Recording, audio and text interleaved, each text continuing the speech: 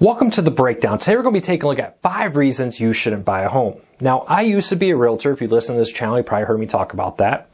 And life takes you in different directions. My wife's work took us out of state, and I found other employment after the move.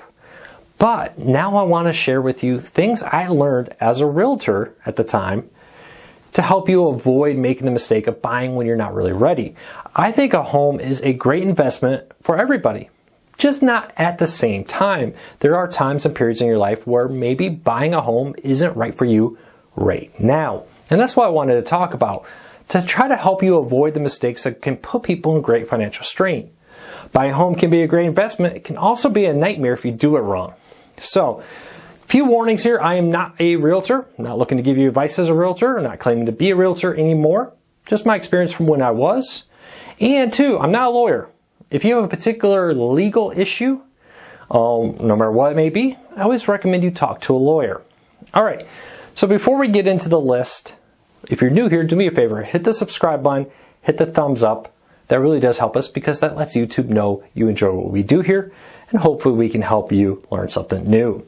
Also, check out all of my other videos. I cover a wide range of topics, trying to help you learn something new every day. All right, so let's get into it. Number 1, not being 100% ready. In my time as a realtor, I'm always shocked at the number of home buyers, both new and upgrading home buyers, that are reaching right, trying to grab that home that's right at their fingertips. They're trying to buy a home that's beyond their means, basically. Well, technically on paper they can afford it. In reality, when you look at the other debt, the other obligations, the cost of kids, the cost of life, and more, they're really setting themselves up for failure. Some people do it because they're like, oh yeah, of course I'm going to get this promotion. Of course we're going to pay off that debt and someday be able to live more comfortably. If you're really struggling to justify being able to afford the cost of that home, you shouldn't do it. Be very careful of types of mortgages that are like interest only, variable APRs, variable interest rates that change after from 6 months to 10 years and more. A lot of people get in trouble because they suddenly find themselves unable to afford the new payment when that time comes. Now, those type of mortgages are rarer now than they were 15 years ago, but they're still around. You need to be careful. Really plan, can I afford this home now? Can I afford this home if we have a slight financial setback? And can I afford this home if there's some additional costs? We'll talk about that in a minute.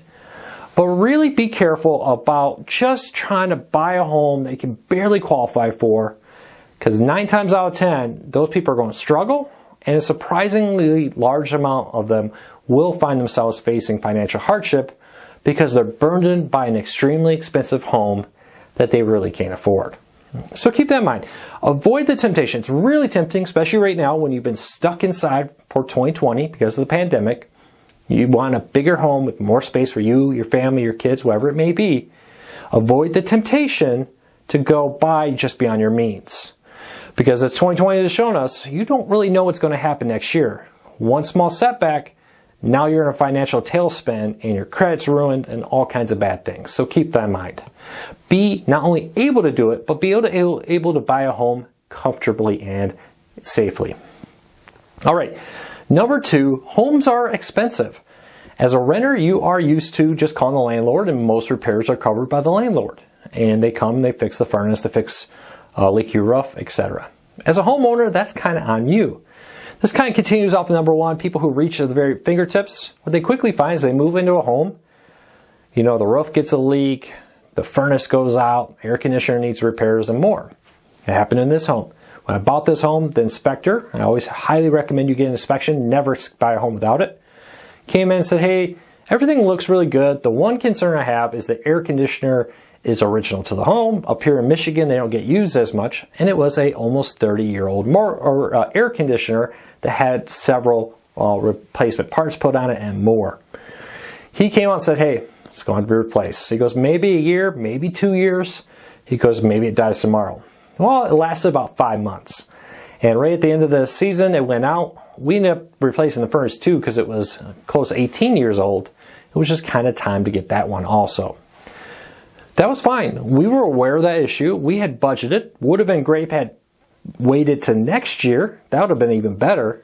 But we had budgeted for it. We were very aware of the fact that that could happen. You need to be aware of that too. All kinds of things can happen. Pipes break, carpet floods, kid leaves bathtub going that overflows. All kinds of things can happen that can cause you a lot extra money. You need to have a budget to pay your mortgage, have your monthly expenses, and a little bit set aside for general maintenance on a home. Keep that in mind.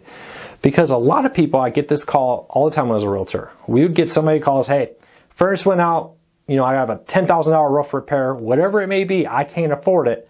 I want to sell my home. Well, the problem is the next buyers are probably going to do a survey. They're going to see that, and they're going to want you to cut down the price, do it yourself, all kinds of things. That'll be hard there. So make sure you're able to actually afford those kind of repairs when you buy a home. And if you can't, if you're just reaching, don't do it. All right, number 3, this one gets a lot of people.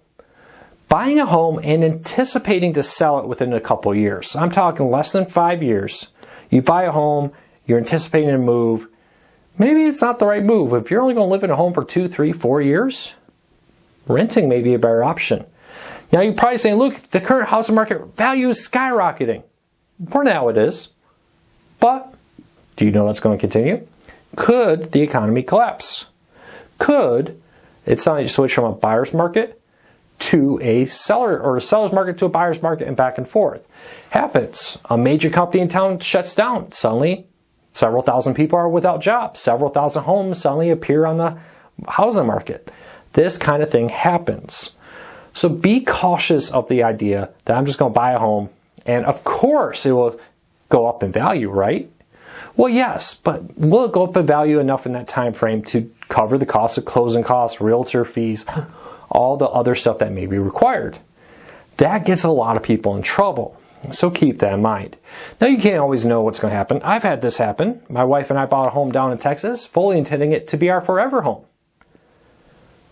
Retirement for her, selling a business for me. Suddenly we're like, hey, well, let me go back, be by family, and we're selling what we thought was our forever home. And we kind of lost a little bit of money. When you count in, we didn't lose money on the principal of the home, but when you count in what we did for the home, we lost money. Now, when I talk about general maintenance, I'm talking about things like, hey, new windows, furnace, air conditioner, water heater. Well, those may slightly increase the value of a home. They're not going to fully give you a return on every dime you put into them. People expect a home to have a water heater. Just because it's new may give you a little bit of value, but probably not enough to justify the full cost of the replacement. Even things like windows and roofs will help with the value, but you're not going to get a dollar for dollar increase in the value of your home. Because homes are expected to have windows, homes are expected to have roofs, which means you can get some of the value, but not all of it. So be careful of this, just like, well, I did basic maintenance, and I consider keeping your windows up to date, keeping your roof from leaking, that kind of stuff, basic maintenance, doesn't necessarily skyrocket the value of your home, especially if your home doesn't compete with similar homes in the same neighborhood. So keep that in mind. A lot of people would call me, Luke, I just want to upgrade. I'm sick of this home. I don't like the home, whatever. It's like, well, you only lived there for 2, 3, 4 years. Once you pay the realtor fees, the closing costs, the taxes, and more, you have to bring $5,000 to closing. A lot of people get their eyes really big. So keep that in mind. Just anticipate, hey, where do I think I'm going to be in 5 years? Yes, things change. Yes, you never know. If you get a job offer that moves you out of state, out of country, who knows? But when you buy a home, you should try to plan on being there at least 5 years. I often recommend people if you were really intending to try to get a return on your investment. All right, number 4, make sure you know where you're buying it. Now, this one hit home where I was working at the time, because the town we had added a new highway that kind of completed the loop at the bottom, which made the interstates go all the ways around the outskirts of the town in kind of a loop with one going through the mill. Now, over the years after that was announced, builders put subdivisions along that new highway. When the highway was built, some of the owners there sued, saying, hey, you should have told me. Builders were like, hey, there were these signs, there were these billboards. Heck, when you look at the atlases, it was already listed as a coming soon interstate on the maps for many, many years. It had been announced since before I was born, and by that point I was a realtor. You are kind of up on your own to kind of be aware of what's happening in the market around you. For example, when I bought a home down in Texas, There was a big empty lot behind the subdivision I lived in. When I was buying, I asked around. It turned out that was owned by the school district. They had intended to put a new high school. Before we moved away, they started construction on that new high school, which was kind of cool. Some people like the idea of high school where your kids could walk to it. Some people don't want to be that close to a high school, especially if it's marching band practice and more happening there. So be aware, do some basic research, look around your area.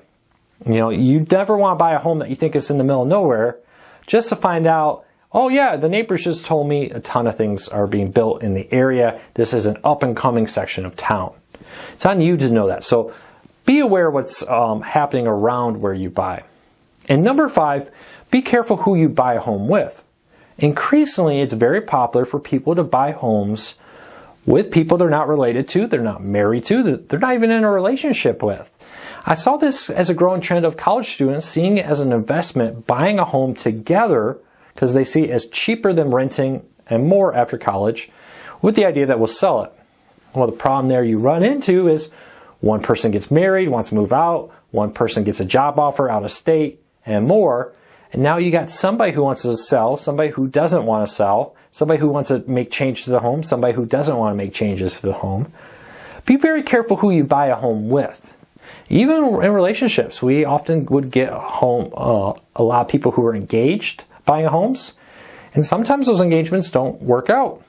So you really want to take the time to say, am I 100% certain I'm ready to buy a home with this person? It's a major commitment. Not something you should be doing if you're not in a stable mindset with the two of you that you both agree on where you're going and what you're doing, or more. I've seen 3 or more people sometimes do it in a group as investments and more. So keep that in mind. You really want to be on the same page with them. You don't want to be fighting later, hey, I love this home, but the person who owns the other half of it hates it or is moving or doesn't want to maintain it and more. So keep that in mind. You really want to be careful who you buy with. And sometimes, honestly, it may be best to wait. Maybe best to wait until you're actually married before you go and buy the home together. Nothing's worse than ending an engagement and then having to actually sell the home that your ex-fiancé or ex-fiance is 50% owner of. Happens more often than you think. So keep that in mind. Just know who you're buying with. Make sure you're 100% on the same page to avoid a lot of pain later on. All right, real quick recap. Number 1, make sure you're 100% ready. Don't be just buying that home that you can just barely reach. You're going to get in trouble. Number 2, make sure you have enough funds to cover unexpected expenses, new roofs, furnaces, and more. Just basic wear and tear. Number 3, try to be in a home for a while. Don't buy a home if you're already planning to move in a couple years. You're going to regret that. I guarantee you are going to regret that, because a lot of the people who do it find themselves in positions where they're unable to get the money back they need to go to closing without bringing money to close. Number 4, be sure to know where you're buying. Do some research. Don't just assume because that field behind you is empty, it will always be empty, and more. So kind of be aware of the neighborhoods you're buying into, especially if you're somebody who really wanted I want to live out away from people. Suddenly I find myself surrounded by people again. Number 5, be careful who you buy a home with. Make sure you two have a really good relationship, really good understanding of your plans for the home, and an agreement on it. I always be very careful if you're buying a home, somebody you're not in a relationship with, you're not married to, you're not related to. Really think about it. I know a lot of times those are investors that do that mostly, but increasingly there are people who buy homes because they think it's cheaper than renting. Life can change. Keep that in mind. All right, those are the 5 things I wanted to give my opinion on. I hope you like this video. If you do, hit the subscribe button, hit the thumbs up. It really does help us. And if you're new here, check out our other videos. Thank you everybody for your great support. I'll be back tomorrow with another video. I hope you learned something new. Take care, everybody.